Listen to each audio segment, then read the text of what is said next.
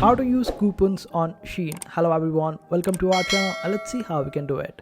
For this, just simply log into your Shein application. After that, you will be able to find the option of Me at the bottom right hand side corner. Just simply select the Me section.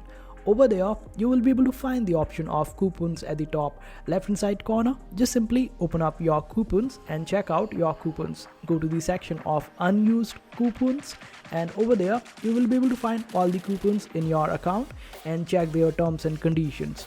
If you fulfill all these conditions related to your coupons, you would be able to apply them while checking out. So just simply check out the conditions, and while shopping up, just keep these conditions in mind.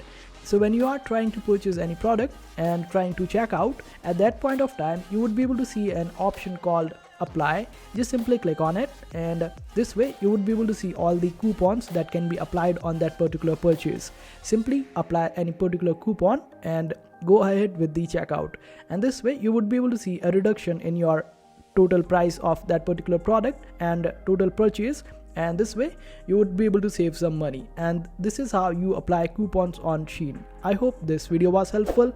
Make sure to hit that like button and also subscribe to our channel for more helpful videos.